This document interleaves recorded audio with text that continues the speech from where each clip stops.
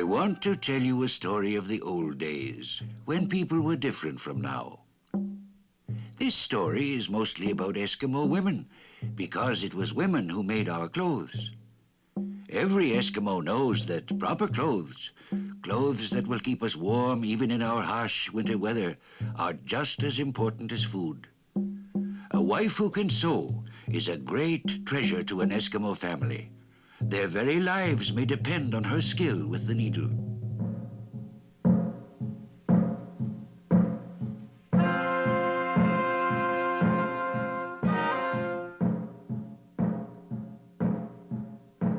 How can a man hunt without warm clothes?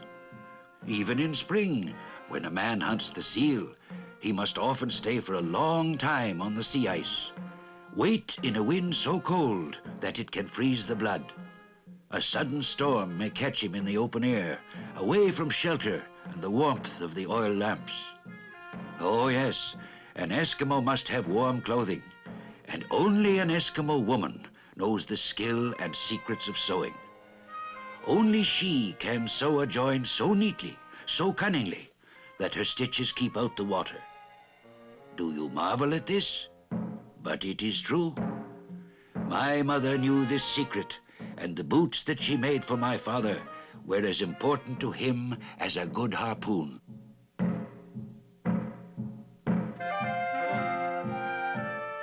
Sealskins were most important to us. In summer, our outer garments were made from seal. The skins were cut with the woman's knife and sewn together with caribou sinews. I can still remember how I followed the hunters when they returned with the seal, and the joy of my parents when a big seal was cut up for a feast.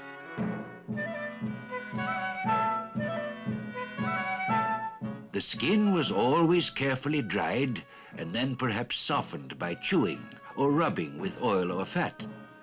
Then my mother would take the skin and turn it into boots, jackets, or mittens. I gave little thought to these things when I was a child. Only now, in my old age, do I remember my mother's skill and kindness.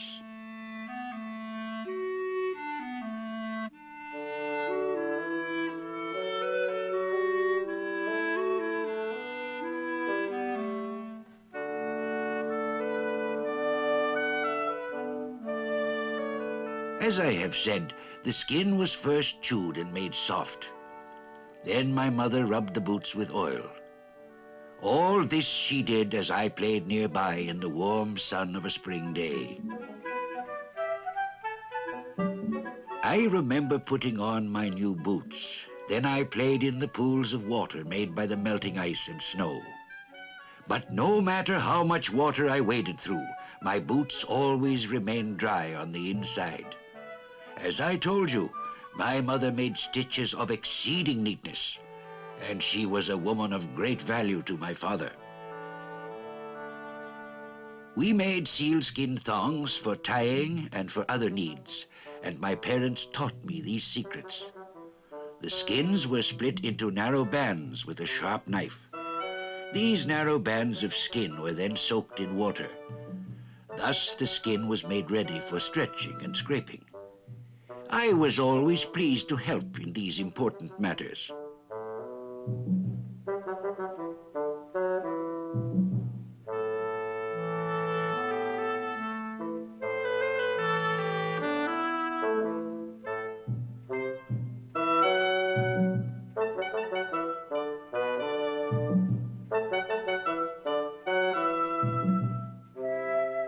I remember watching my parents and marveling at all the things they could do. I learned that the skin of a caribou or a seal could be changed by their hands into thongs for tying or a dog harness. A skin could become clothing or a tent. It could become a kayak, a whip, or a sled. All this I saw when I was young, when the world was new to me, and I was learning the ways of a man and a hunter.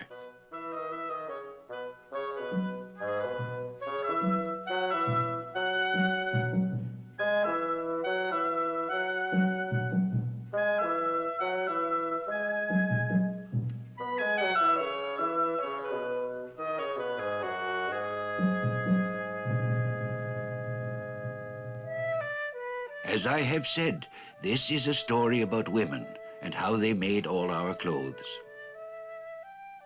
My mother not only made clothes, but she also made the tent we needed for our summer journeys. For this, she used skins of the caribou, and her stitches were neat and strong. I remember playing near my mother as she worked, and I remember hearing her soft voice as she sang. These memories are very clear to me, for it was I who helped with the tent raising, and thus obeyed the wishes of my father.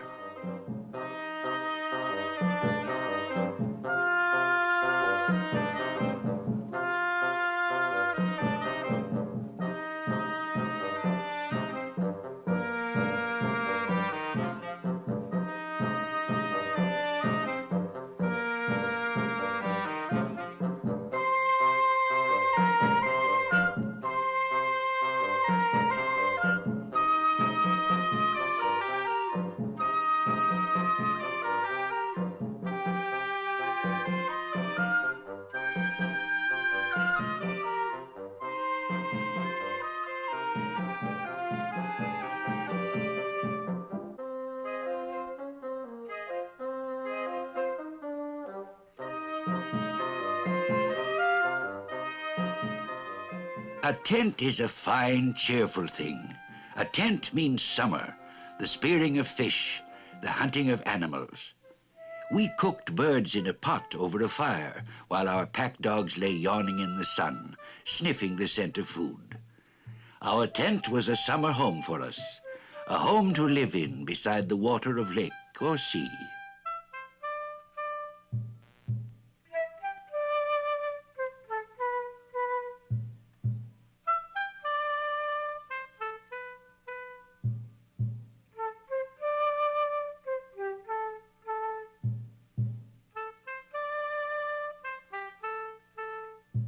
Then I remember the time of snow's return and the building of igloos. Once again the season of warm skins, when the spear of my father worked hard for us. My memories are the memories of a child, but I see them now as an old man.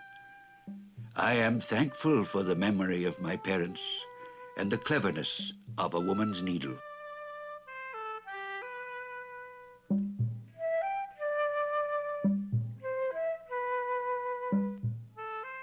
Our winter clothing was different from the clothes we wore in summer.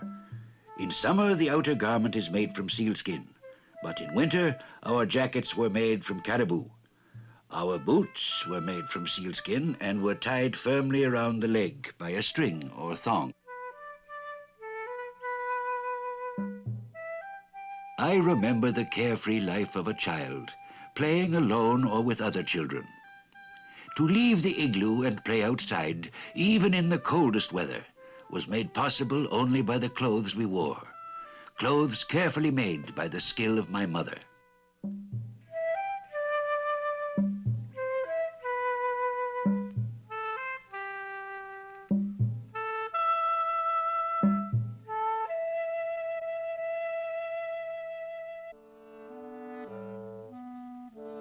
There is a sadness in remembering the olden times, when I was young, when I played with my friends and thought only of laughter.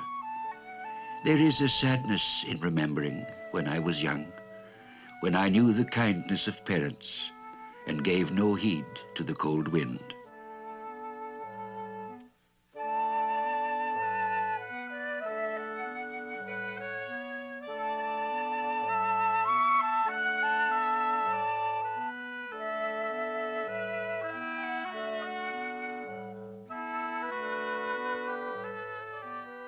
There is joy in remembering those other times, when the snow was a friend, when I played on the hills, rejoicing that the long darkness was gone.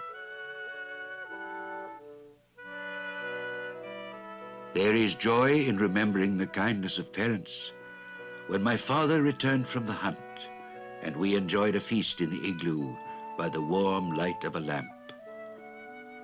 There is joy in remembering the kindness of parents, when my father helped with seal he had killed, and my mother sang quietly to herself as she cleverly cut the skins and used her needle by the light of the lamp.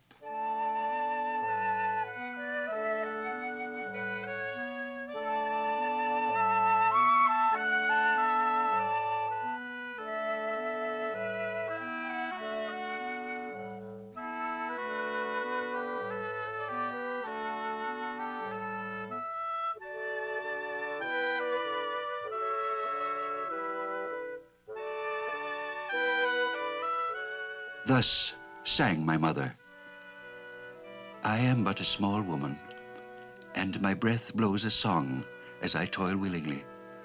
I am willing and happy to work, and in my eagerness to be of use, I sew with this needle. Sharp is my needle, like the tooth of a fox. I am but a small woman, and my thoughts make a poem as I toil willingly. I am willing and happy to work, and in my eagerness to please you, to make this garment, I sew with my needle and cut with this sharp knife. And the knife is sharp, like the bite of a wolf.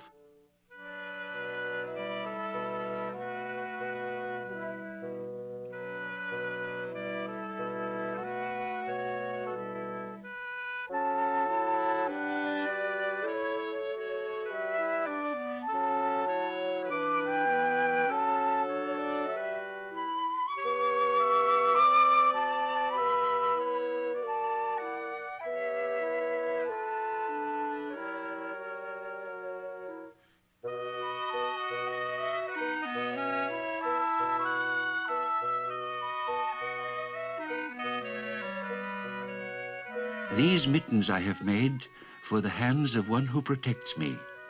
I will sing a song, a little song about someone who stands willingly at the blowholes. There is joy in knowing that the garments I have made, unworthy as they are, will be a comfort to a hunter. The bitter cold wind strives in vain against his garments, the garments that I made so clumsily. I am but a small woman, but I toil willingly. I am eager to be of use to him who stands patiently at the blowholes.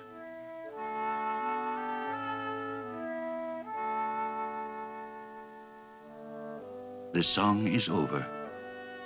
My father has gone now. No longer does he stand at the blowholes. And the soft voice of my mother is but a memory. And that is the way we used to live.